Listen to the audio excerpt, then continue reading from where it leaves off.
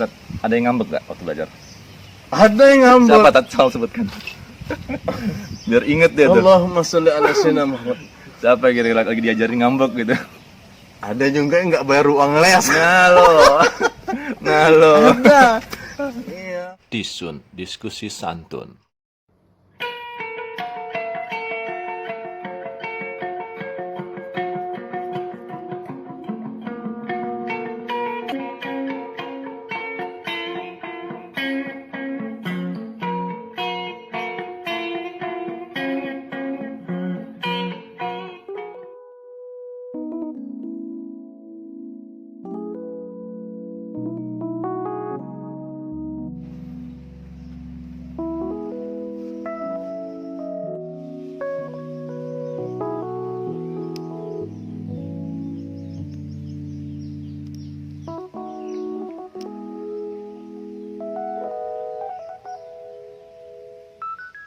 Assalamualaikum warahmatullahi wabarakatuh. Kembali lagi di vlog Chandra Ale. Kali ini berkesempatan bermain ke kediaman seorang Ustadz yang dulunya rocker banget. Udah pada kenal pasti ya. Silakan aja langsung kita kenal.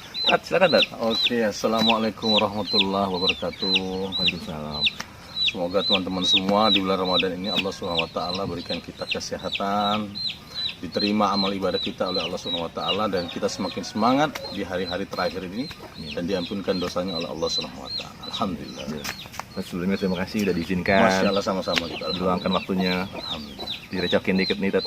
Masya Allah. Biar teman-teman lebih akrab lagi, ya kan? Beliau ini yang dulunya dikenal sebagai rocker. Pengen tahu nih Tat, apa yang menyebabkan hingga akhirnya untuk memutuskan hijrah?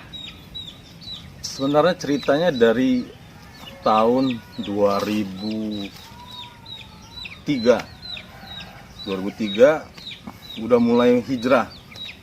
Dulu kan rambut masih gondrong kan. Tiba-tiba mungkin Allah SWT berikan salah satu hidayah dari mimpi ya.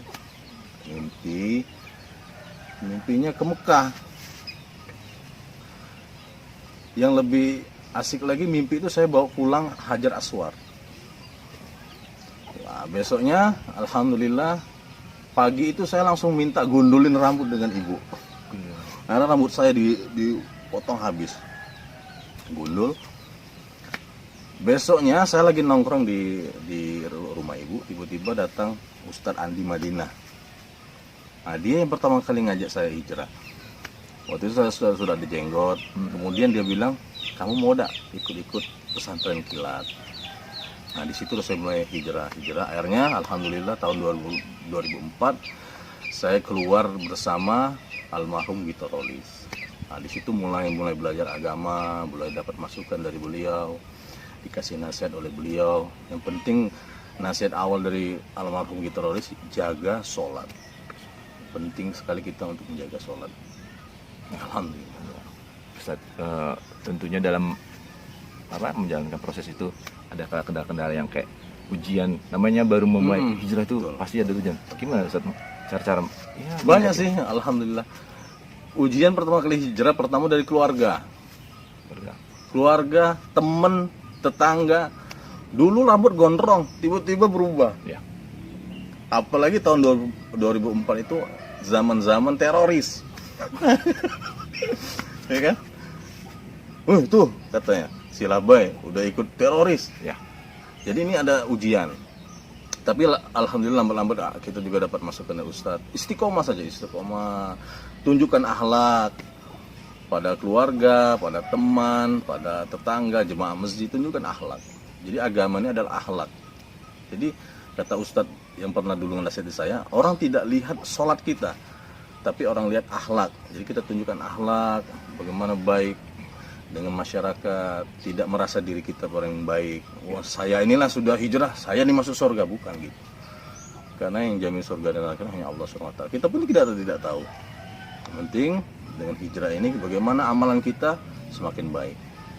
Maka seorang Ustadz Sulaiman pernah nyampaikan, jangan lihat apa yang kamu sudah amalkan, tapi lihat apa yang belum kamu amalkan. Masih banyak lagi. Mata kanan lihat kebaikan orang, mata kiri lihat kekurangan kita. Alhamdulillah. ini ada pertanyaan yang kayaknya harus disampaikan Ustaz. Mengenai setelah hijrahnya Ustaz ini masih bermusik. Ini juga ada yang bertanya-bertanya gimana Mak? Maksudnya ada yang sebagian menganggap ini haram. Ada juga yang menganggap ya pemahamannya masing-masing gitu. Masya Allah. Tolong pencerahannya Ustaz. Almarhum gitarolis, dia dulu waktu hijrah di musik, hijrah dari musik, dia pengen berhenti. Pengen berhenti. Tiba-tiba dia minta usul dengan seorang ulama di Jakarta. Gimana Ustaz? Saya ini pengen berhenti. Ada seorang ulama bilang, kamu tidak bisa seperti saya dan saya pun tidak bisa seperti kamu. Kata ulama itu bilang, bagaimana orang-orang nanti di kafe, teman-teman kamu yang musisi yang lain yang belum sholat, siapa yang mau datangi? Kalian inilah yang Allah Subhanahu Wa Taala kasih hidayah, garap datang. Seperti kita pernah dengar di Jakarta ada Ustadz dari Sulaiman datang, anak-anak pang kita datangi yang belum sholat, atau yang belum sholat kita ajak mereka untuk sholat.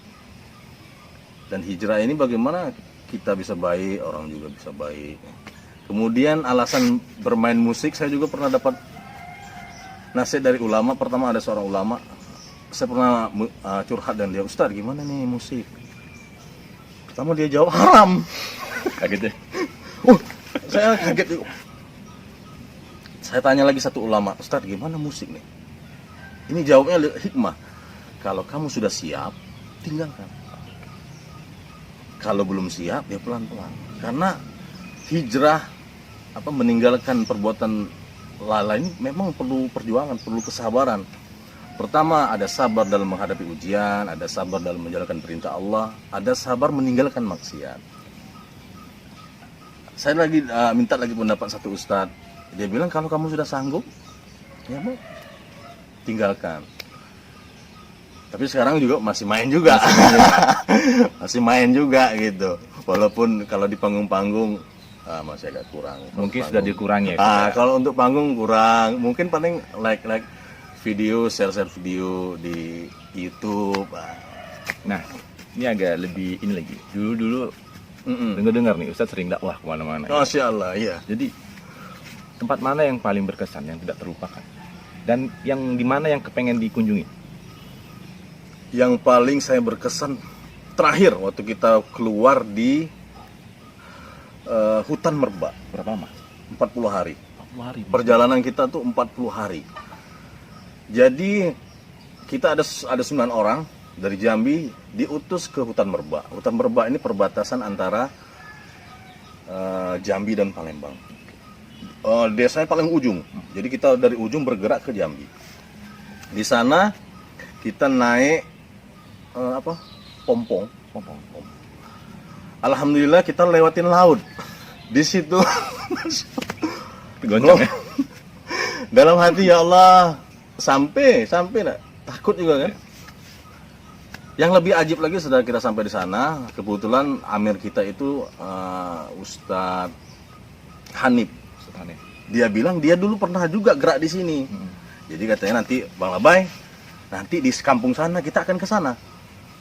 Di sana ada anak kecil namanya Muhammad Yasin, jago main gitar. Widih. Jadi saya tuh penasaran, pengen ketemu. Pengen ya? Kok di kampung sini ada yang jago main gitar? Akhirnya kami pindah satu masjid 3 hari, pindah lagi 3 hari. Alhamdulillah kita berjalan kaki.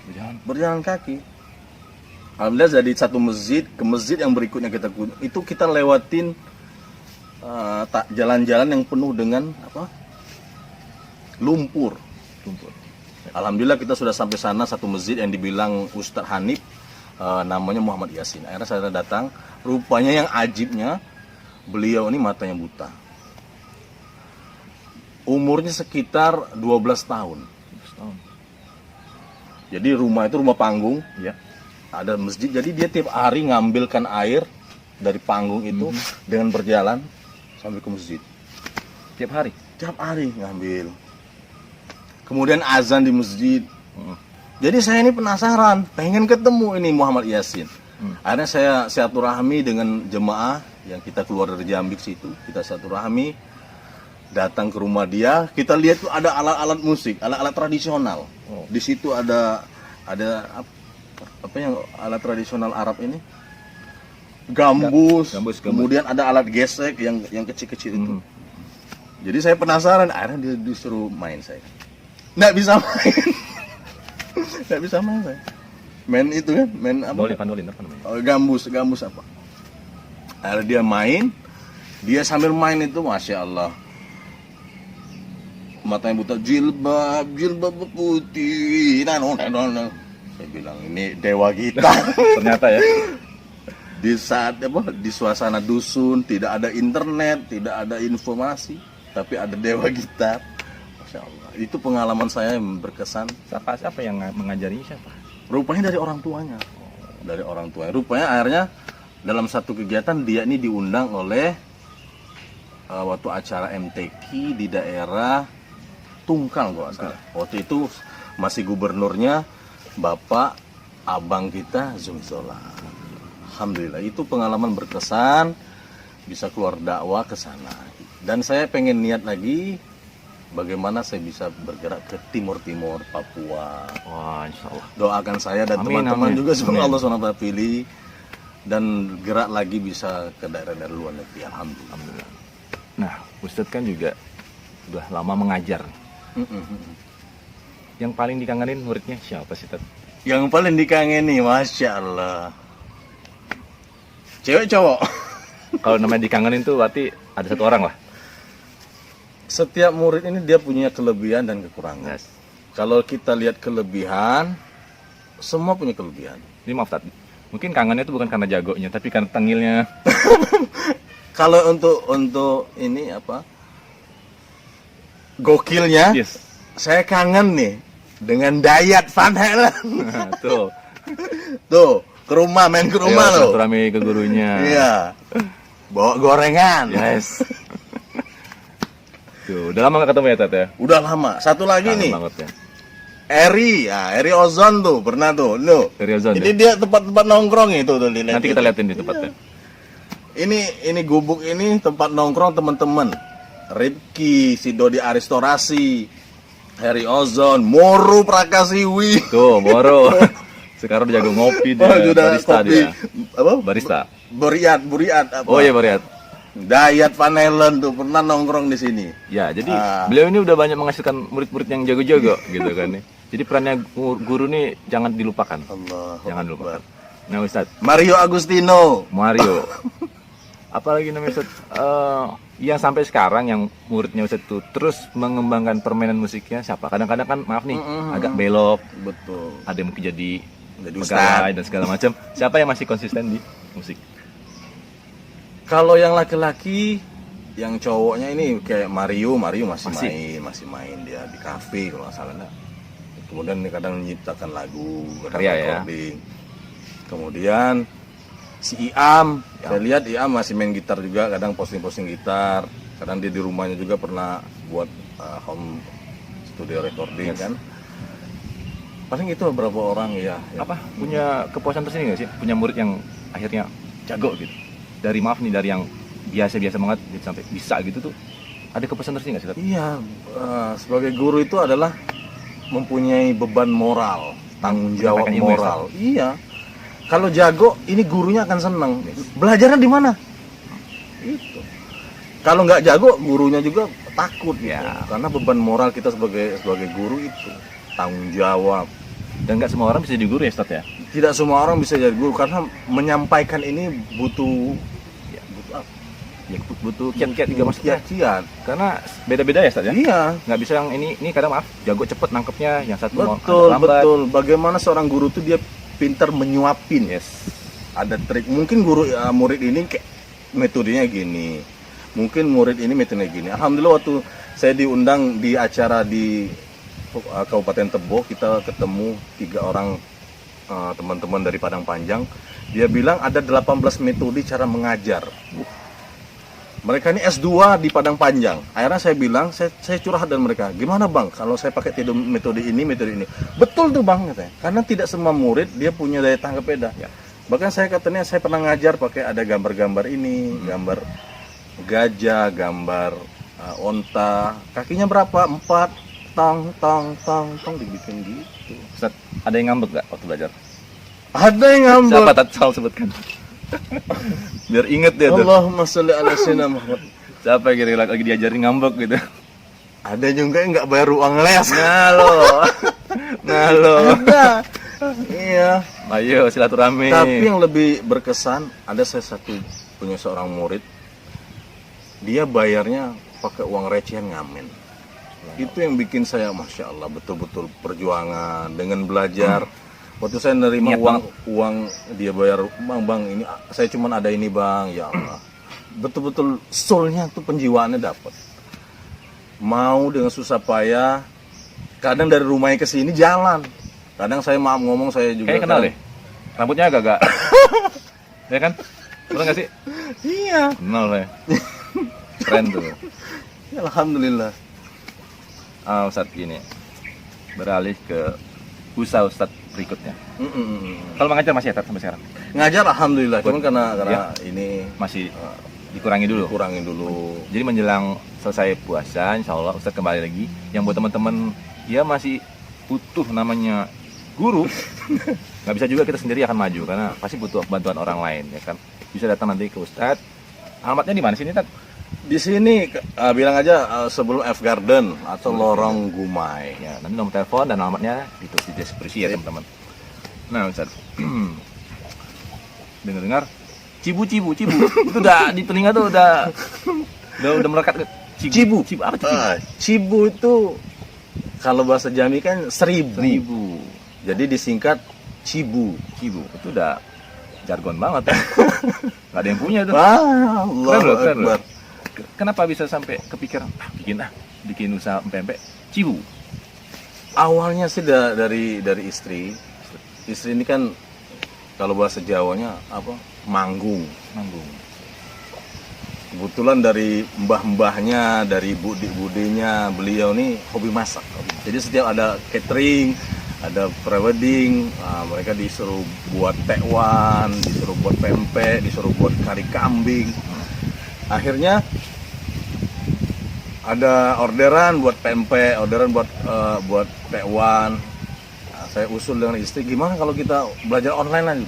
Online, karena kita share, coba-coba di online share. Akhirnya ada tanggapan, ada juga masukan. Saya setelah di share gimana teman-teman coba. Bang, kurang ini bang, kurang banyak bang bonusnya bang. Ya. Karena itu dapat masukan, kita perbaiki lagi. Akhirnya dapat ide ini namanya apa? Pertama itu pempek Jombang, Jawa Palembang. Wong Jombang. Keren. Akhirnya karena 1000 cibu, akhirnya ada orang-orang kecil yang cibu. Nah, udahlah disingkat aja karena kata Dewa Bujana, main musik ini kan seperti not. Jadi not itu mudah kita ingat. Begitu juga kadang saya bilang coba dipraktikkan di cibu. Kan mudah diingat. Cibu. Nah, jadi di situ dapat ide akhirnya pempek cibu. Nah, teman-teman, Gitu. beliau ini juga menerima orderan buat berbagai event. Mau itu pesta pernikahan, kesunatan, dan juga menunya bukan hanya empek-empek ya Ustaz ya. Seperti tadi ada tekwan. Ya, ada tekwan, pempek, ada selam, bahkan kita buat kari rendang kambing. Nah, tujuan juga silaturahmi ini tuh biar teman-teman juga berbagi info karena media ini penting. Dengan adanya video ini bisa kalian share lagi. Ustaz juga akan semakin banyak yang mengetahui. Amin ya Allah. Ada usaha nih, jadi saling membantu itu lebih baik ya kan. Nah Ustaz, apa sih namanya? Udah lama ya tinggal di sini Ustaz? Di sini tahun 1986. Wah belum lahir Ustaz. 1986 masih kawasan Jinbuang Anak. Alhamdulillah. Sebelumnya tinggalnya di Kasang dekat Pasar Impres. Alhamdulillah orang tua dapat di sini. Ambil rumah tahun 1986. Ya 85 kurang lebih.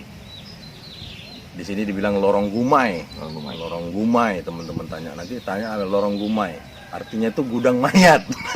Bukan, Gumai ini bahasa dusunnya orang Palembang, Gumai. Nah, kebetulan di lorong ini ada 3 orang Palembang. Akhirnya kakak saya bilang Lorong Gumai. Akhirnya dibilang Gumai. Nah, gitu, teman-teman, di sini aku lihat ada tempat pemancingan. Di sini juga buka Yes. pancingan. Dari jalan itu aku ada baca kayak spanduk gitu kan. Sebelum mancing isi dulu absen.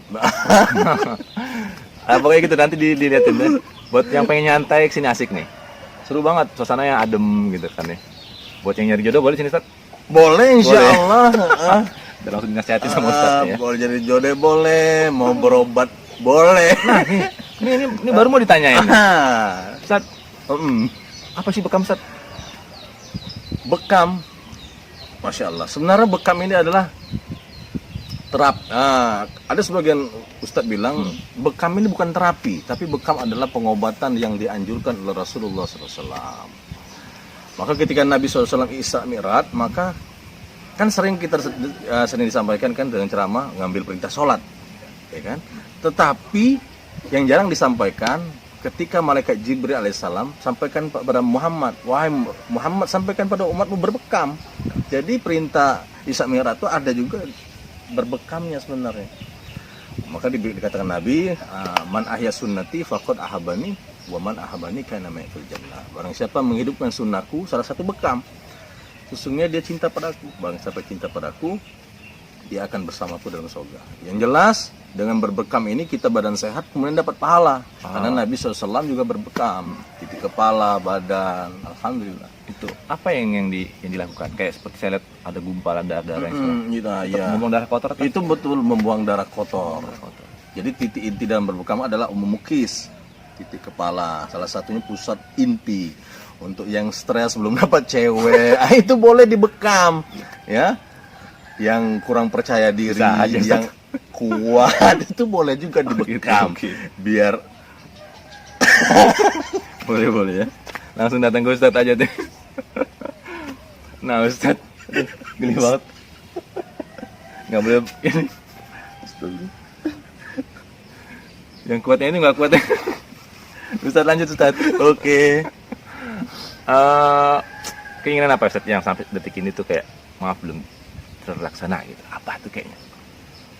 Maaf nih Ustadz, kuliner udah.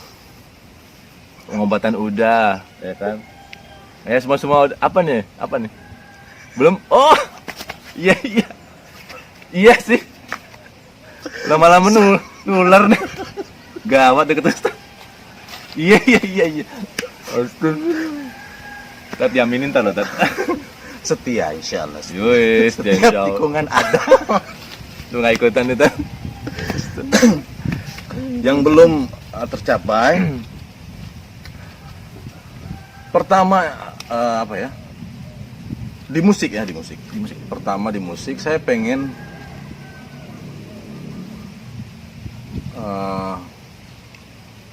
mempatenkan tuning gitar kecapi saya. Karena udah berapa tahun saya usulkan, ya. Tapi belum ada timbal balik dari Jakarta. Padahal saya kenal tuh teman-teman yang di Jakarta. Bahkan mereka udah dapat rekor itu. Udah dapat. Seharusnya kita punya hak juga karena kita kan anggota dia gitu. Tapi kok tidak ada timbal balik. Itu salah satu yang belum tercapai. Pengen hak tuning gitar kecapi itu dipatenkan di Jakarta. Patenkan. Dan kita doain juga semoga Ustaz di endorse ya Ustaz. Amin ya Allah. Endorse lagi. Monggo silakan. Iya. Mereknya terserah deh. Nah, terserah. Yang penting Ustaz bisa bantu ya kan Tat. Iya. Lebih dikenal lagi. Gitar-gitar baru juga nggak masalah. Ya kan? Iya, gitar-gitar baru. Banyak juga di Jambi aku lihat teman-teman bikin gitar. Boleh di endorse Ustaz. Iya. Monggo hubungi Ustaz. Manajernya saya. Pin. Kalau tadi udah musik, udah ada harapannya semoga didengar yang menonton, ya disegerakan juga melegakan, ya bahwa itu yang menciptakan beliau ya kan. Ya. Sebenarnya kalau dibilang menciptakan tuh enggak. Menemukan? Karena semua ilmu itu datang dari Allah Subhanahu Wa Taala. Keren banget nih Ustaz. Pengen sebagai ini saja, sebagai apa? Pokoknya sebagai itulah. Pesan-pesan Ustaz. Pesan-pesan buat teman-teman yang ini kadang ngeband ujungnya nggak tahu Tat. Sayang kebuang waktunya Tat. Gimana Tat menanggapinya Tat? Pertama dalam bermusik pertama yang lebih penting adalah jaga attitude kita. Gitu, karena di atas langit masih ada langit, ya kan. Kemudian ketika dalam band, dalam satu grup, ini kan kadang ada band 3 orang, 4 orang, kita mempunyai berapa orang watak, ya kan. Ego tahan, ya kan, dalam bermain. Yang jelas yang lebih penting lagi, pesan yang saya sampaikan pada teman-teman, kata almarhum gitarolis, jangan sampai tinggalkan sholat. Karena ini yang penting lagi. Main musik, ya kalau ada teman-teman pendapat haram, ya tinggalkan. Banyak teman-teman dari anggota komunitas ada yang sudah hijrah, ketemu dengan saya, bang musik haram, ya silakan. Bahkan kita ngobrol, kalau kalian bilang haram, silakan, haram. Tinggalkan. Saya dukung, bahkan saya bilang saya dukung kalian, tinggal. Cuman sungguh-sungguh istiqomah, jangan sampai haram besok main lagi. Ini yang mau dengar. Berapa banyak yang sudah saya ketemuin, bukan 1-2 orang ketemuin saya, ceramain saya, bang haram, haram, haram. Besok dia main lagi. Konsisten ya. Konsisten. Kalau memang haram ya silakan, tinggalkan. Kalau mau masih main, ya jaga sholat. Di waktu-waktu yang azan, stop dari sholat. Karena ini yang akan kita akan bawa ketika meninggal. Jaga sholat ini pesan dari terakhir dari almarhum gitarolis. Dia sampaikan saya, jaga sholat, jaga sholat. Sibuk apapun ya Ustaz. Sibuk apa? Jaga sholat. Belum bisa di masjid, di rumah. Masih 3 waktu, tambah lagi 1 waktu, 4 waktu. Cuma bisa 1 waktu, tambah lagi. Kemudian di dalam Ramadan ini tingkatkan baca Quran, tingkatkan bersedekah. Sisa-sisa waktu. Sisa waktu. Ya. Ini yang di akhir-akhir bulan Rayatul Qadar ini, insya Allah nanti malam ke-27. Mungkin di saat itu Allah SWT temukan kita dengan malam Lailatul Qadar. Semoga Allah SWT berikan kita kemudahan untuk niat amal, dan semoga diberikan keberkahan di bulan Ramadan ini. Amin, amin, amin. Nah, teman-teman banyak yang ingetin ke saya, jangan lupa atraksinya gitu kan. Nah, sebenarnya kita ngobrol santai gitu kan, ngobrol diskusi santai bener yang kayak kangen-kangenan juga, udah lama juga ini nggak ketemu karena ya masa-masa wabah ini. Jadi Ustaz, gimana buat teman-teman yang di luaran sana, kalau bisa masih stay di rumah aja gitu, untuk tetap ya mengikuti aturan yang ada, karena supaya memutus mata rantai ini segera mungkin, jadi kita bisa beraktivitas sedia kala. Nah Ustaz, nanti ada kan video-video yang kenang-kenangan lah buat teman-teman. Siap insya Allah. Kangen nggak Ustaz manggung main? Ya, nanti dikasih Nanti ya ditampilin di sini. Alhamdulillah. Ustaz, terima kasih waktunya. Sama-sama insya Allah. Saya mohon maaf. Kita kan deketan nih, Tat. Iya. Bisa dong nanti. Insya Allah nanti pempeknya nyusul. Siap hari langsung habis ini. Insya Allah. Ya teman-teman, jangan lupa like, subscribe, dan komen. Kembali dengan bintang tamu berikutnya. Sip. Ustaz, pamit. Assalamualaikum warahmatullahi wabarakatuh. Waalaikumsalam warahmatullahi Bye. wabarakatuh.